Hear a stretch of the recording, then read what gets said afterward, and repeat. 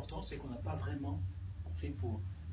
On n'a pas embauché des super vendeurs, on n'a pas essayé d'embaucher je ne sais pas qui, ça s'est fait tout seul. Donc le produit se vend par lui-même.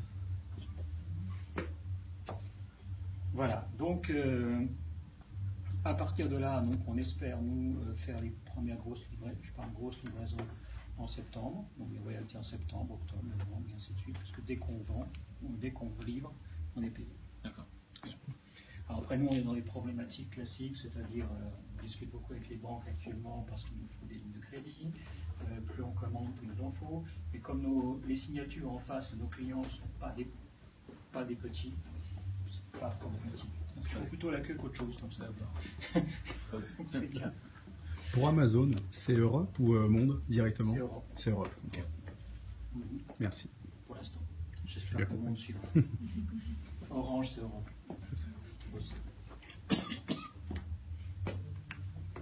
Les grandes surfaces comme Leclerc. On a vu Auchan, on a vu Leclerc. Moi, j'ai pas envie que ça se vende là-bas.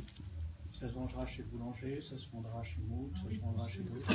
Mais c'est un peu bas de gamme. Bon, on verra s'ils nous achètent 100 000 pièces, je dirais pas non, mais des gens comme Cédis 40 aussi, autres. C'est eux qui viennent vous voir, c'est eux qui vous sollicitent, vous faites la démarche. C'est eux qui nous sollicitent. C'est eux qui vous sollicitent. Donc on est plutôt dans une bonne position. Voilà. On n'a jamais fait une seule démarche commerciale.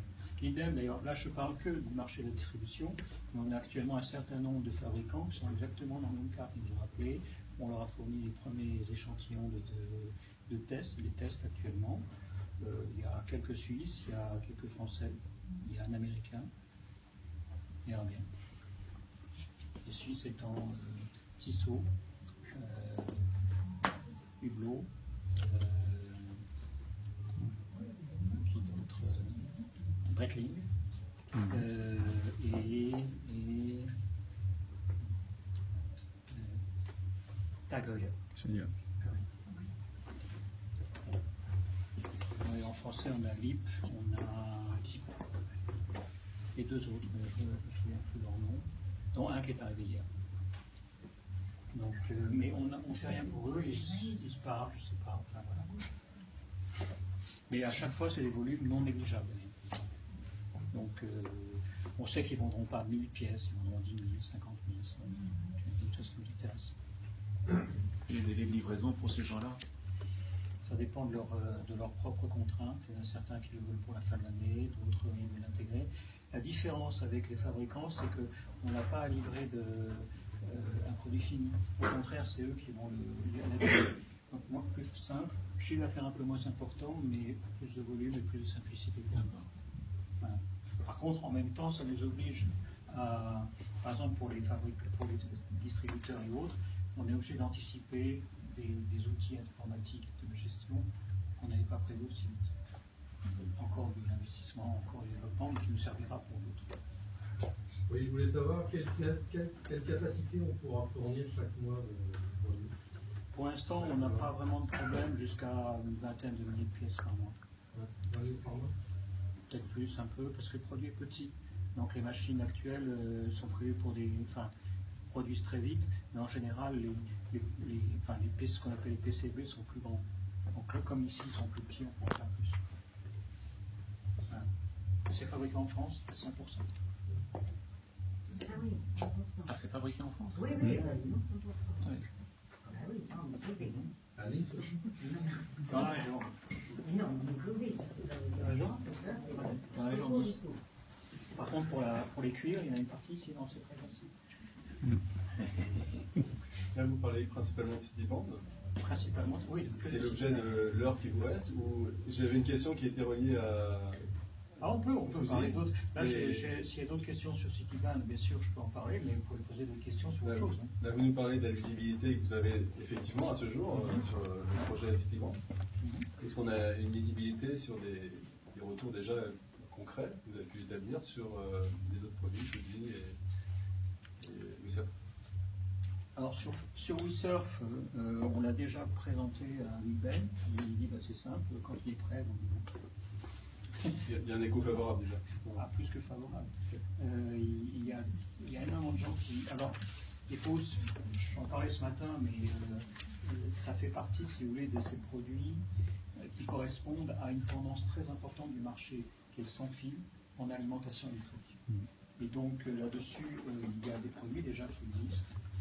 Le nôtre est une avancée importante à la fois en puissance et dans sa modularité.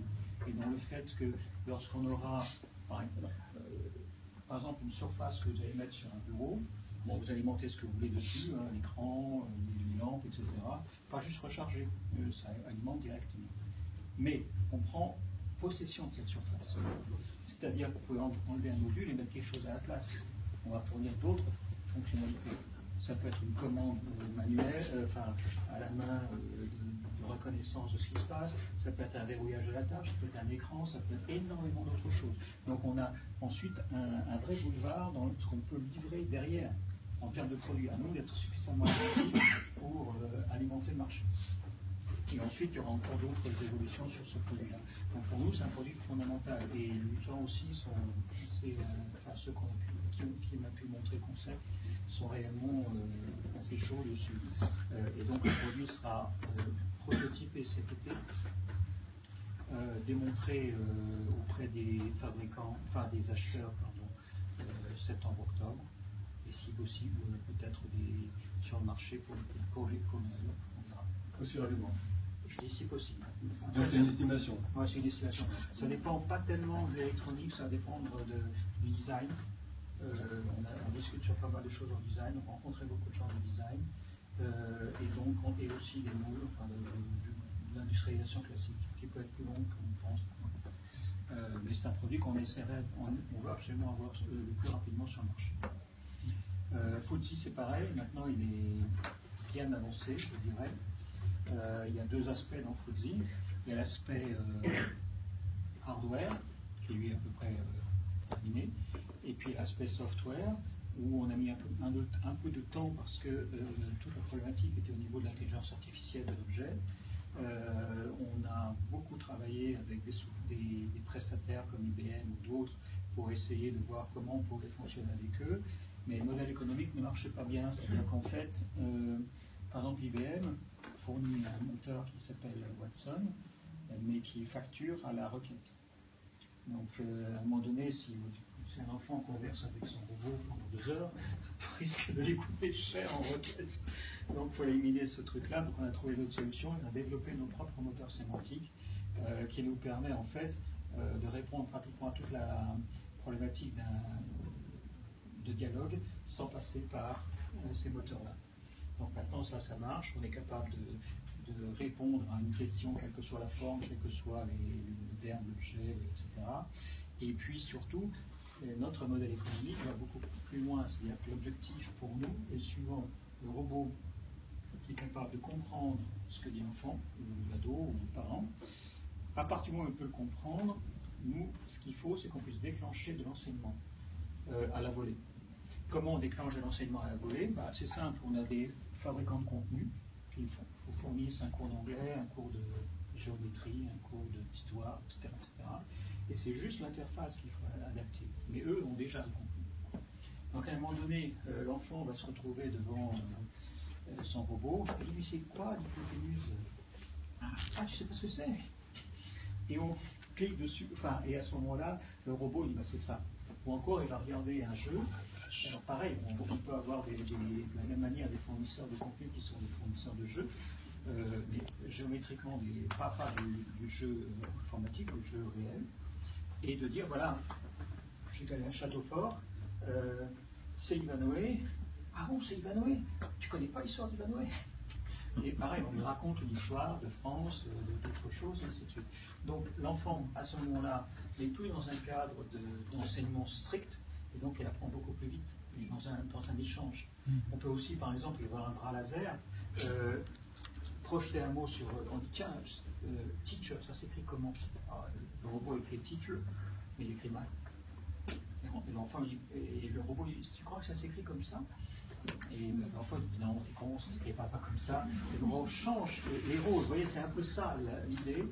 Et bien sûr, tous ces contenus-là ne sont pas présents dans 3 mois, mais ils sont de plus en plus présents. Et donc le modèle économique, c'est que les parents achètent tel module, en disant bah, moi je veux qu'il apprenne l'anglais, qu'il apprenne l'allemand, qu'il apprenne la géo, l'histoire, et j'en passe les meilleurs en fonction de ce dont ils ont besoin. Et en même temps, bien sûr, on a le même modèle économique au niveau des jeux et au niveau de beaucoup d'autres choses. Plus des modules, ce genre de choses qui vont intervenir. Donc c'est pareil, c'est un ensemble complet qui va se retrouver autour de ça.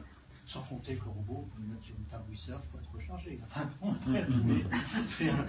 vous le commandez à travers le micro qu'il y a sur le Citiband. On peut jouer sur différents termes.